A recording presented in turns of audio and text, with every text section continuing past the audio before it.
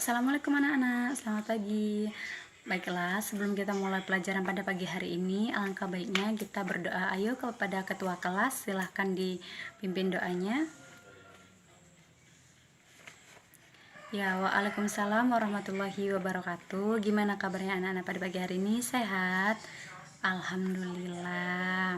Kemudian sebelum kita belajar, kita harus melihat sekeliling atau sekitar kelas kita. Apakah sudah bersih semuanya atau belum? Mari kita lihat. Ya, kalau sudah bersih berarti pada pagi kali ini kita semangat untuk belajar. Semangat belajarnya, terus rajin, tambah rajin lagi kan? Baiklah. Sebelum kita masuk, Ibu ingin absen dulu. Apakah ada yang tidak hadir hari ini? Tidak ada, alhamdulillah sehat-sehat semuanya. Baik, Ibu di sini ingin mengulas pada materi yang minggu lalu. Minggu lalu itu materinya tentang apa? Ada yang tahu? Ada yang masih ingat? Ya, tentang peran dan fungsi keragaman budaya. Apa aja sih fungsi dari keragaman budaya itu? Yang pertama apa?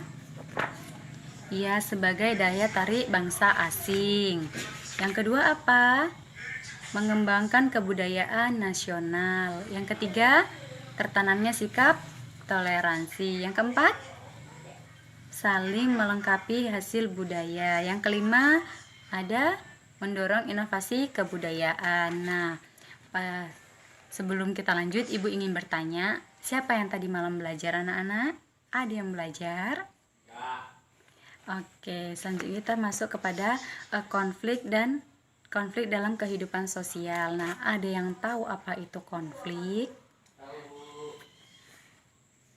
Iya, konflik itu ada bilang apa tadi? Iya, permasalahan. Kemudian pertikaian. Ya, lalu apa lagi? Udah. Nah, sekarang Ibu lengkapin ya.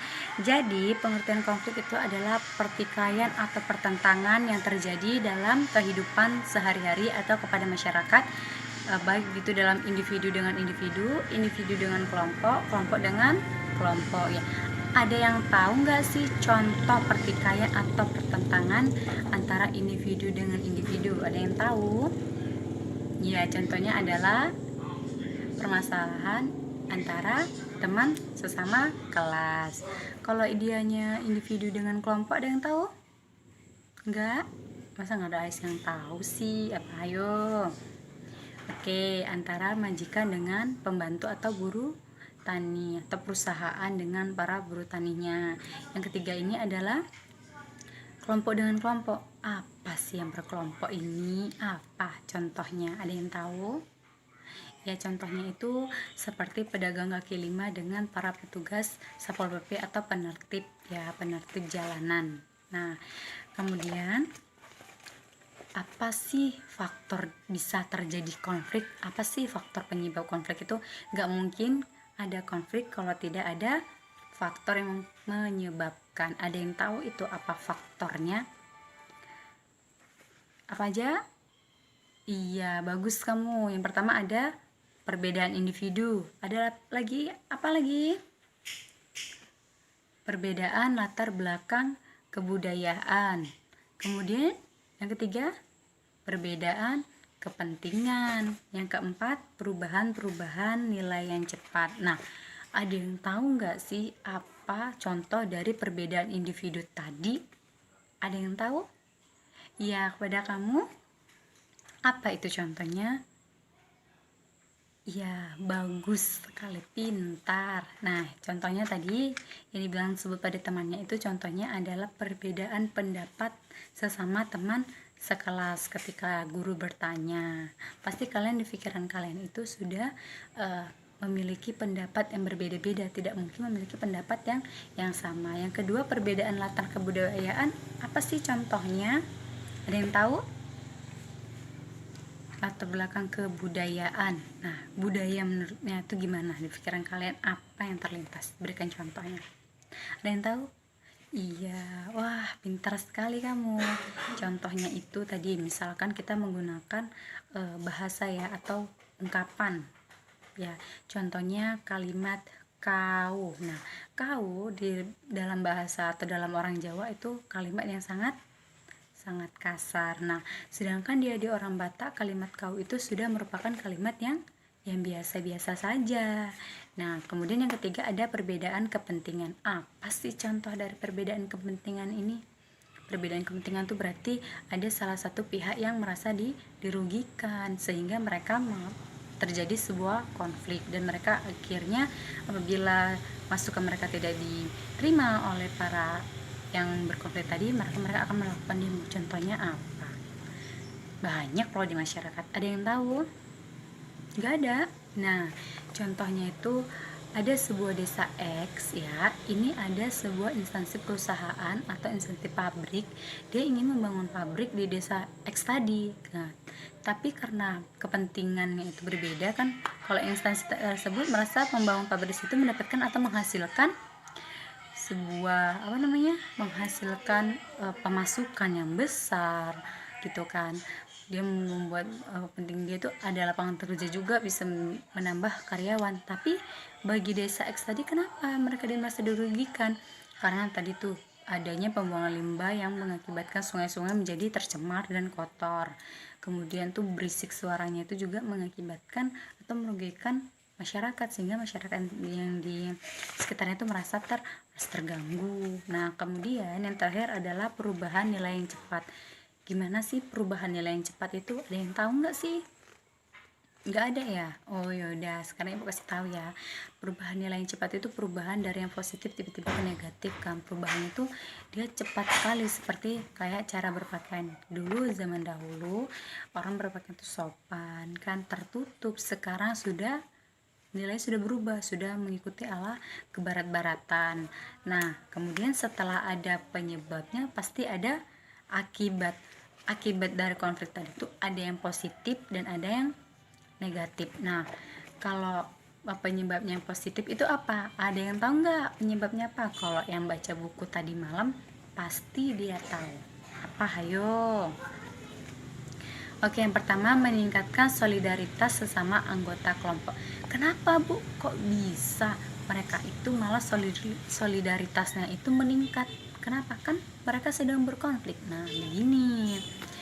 Karena mereka itu berkonflik antara X dengan Y misalkan gitu kan, atau kelompok X dan kelompok Y ini sedang berkonflik. Nah, yang Z tadi, kelompok Z tadi itu ikut membantu yang misalkan yang X dibantu mereka. Nah, itu kenapa dibantu? Karena solidaritas mereka gitu. Solidaritas itu tidak perjuangan mereka itu tidak lagi memandang agama, suku, ras gitu. Yang penting mereka itu saling membantu satu sama lain untuk mendapatkan atau untuk membantu sesama kelompok anggota yang tadi. Nah, yang kedua itu ada retaknya ini ada yang negatif nih. Yang kedua tuh retaknya hubungan antara individu atau kelompok. Yang awalnya itu harmonis ya, misalnya kamu dengan teman kamu itu awalnya itu berteman baik ya kan. Setelah ada misalkan kalian berkelompok gitu ya, tadi tuh contohnya yang berkelompok, kalian dan teman-teman kelompok kalian ini kan kalian punya geng biasanya kan di sekolah. Nah, satu orang ini sedang berkonflik dengan teman yang satunya lagi ya kan. Jadi sebelum terjadi konflik kalian berteman dengan baik. Setelah terjadinya konflik malah hubungannya tidak sesolid yang sebelum terjadi konflik tadi, karena sudah ada permasalahan, jadi hubungannya sudah tidak solid lagi. Kemudian terjadinya perubahan kepribadian pada individu. Iya, ada sifat sikap yang berubah ya kan. Setelah terjadi konflik tadi tidak mungkin bisa misalkan sudah dimaafin, sudah kelar konfliknya itu tidak mungkin langsung hilang. Pasti ada di dalam jiwa atau dalam hati kalian, pribadi kalian ya kan, sikapnya kalian tuh pasti berubah, perubahannya individu. Nah, yang keempat itu tadi rusaknya harta benda bahkan hilangnya nyawa. Nah, kenapa begitu? Karena setiap terjadinya konflik pasti itu ada belah pihak mengalami konflik, keduanya pihak saling menyesuaikan, justru pasti berujung pada kekerasan fisik ya. Pasti berujung pada kekerasan fisik ya. Contohnya kemarin yang tahun-tahun lalu itu ada seperti demo antara mahasiswa dengan para pejabat, misalkan kayak pejabat DPR, bupati. Nah, itu mereka itu berdemo di depan gerbang kan, di depan gerbang DPR, entah bupati itu ibu lupa. Nah, itu ada saja yang dihancurkan oleh mereka, seperti mereka tuh karena nggak diizinkan mereka untuk masuk ke kantor itu, maka mahasiswa itu merusak pagar, mendobraknya, menggoyang-goyangkan sehingga rusak. Nah, baru melemparkan batu mengenai kaca-kaca kantor itu tersebut.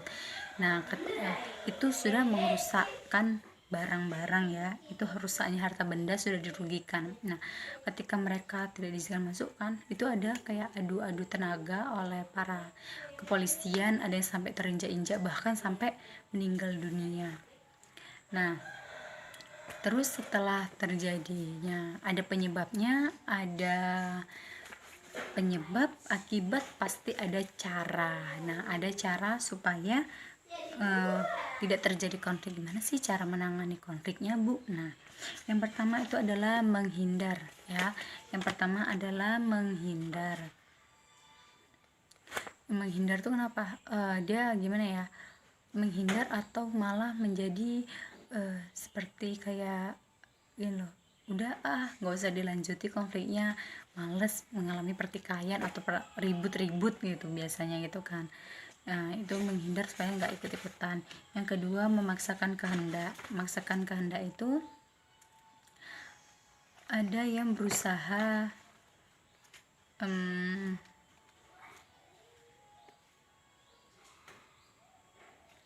menghindar itu, memaksakan kehendak tuh dia pengen memaksakan diri, aku harus bisa memenangkan konflik ini gitu kan. Ada yang beranggapan seperti itu, ada yang beranggapan memaksakan kehendak udah nggak usah ikut-ikutan, atau memaksakan kehendak aku harus menang dalam konflik ini aku yang benar gitu, bukan aku yang salah gitu kan. Kemudian yang ketiga, menyesuaikan kepada keinginan orang lain. Nah, terdapat individu yang ingin diterima dan disukai orang lain. Ia merasa bahwa konflik harus dihindari demi keserasian atau harmoni dan ia yakin bahwa konflik tidak dapat dibicarakan jika merusak hubungan baik. Ia khawatir apabila konflik berlanjut seorang akan terluka. Nah, ini mengikuti nasihat. Ada yang nasehatin, pihak ketiga bernasehat bahwasanya gak usah dilanjuti konfliknya, nanti banyak yang dirugikan. Nah, itu berarti salah satu pihak mengikuti kata pendapat orang lain. Yang keempat itu ada tawar menawar. Apa sih tawar menawar? Nah, di sini tawar menawar itu individu akan mengorbankan sebagian tujuan yang diminta lawan konflik, mengorbankan sebagian tujuannya juga. Jadi sama-sama berkorban. Dan yang terakhir adalah kolaborasi. Kolaborasi ini memandang konflik sebagai masalah yang harus diselesaikan. Atas dasar itu dicarilah cara untuk mencari cara mengurangi ketegangan kedua belah pihak. Nah, ini kolaborasi itu sama-sama mencari cara agar bisa mengenangani terjadinya konflik tersebut. Nah, itu tadi materi pada hari ini. Ada yang kurang paham atau masih ingin menanyakan sesuatu pada Ibu persilahkan. Oke, karena sudah tidak ada lagi yang bertanya, di sini Ibu ingin memberikan tugas kepada kalian untuk dikumpulkan di minggu depan, yaitu tugasnya carilah masing-masing contoh konflik ya dari penyebab konflik tadi. Ibu minta contohnya, kemudian dikumpulkan di minggu depan. Karena sudah bunyi bel, maka dari itu Ibu tutup. Assalamualaikum warahmatullahi wabarakatuh.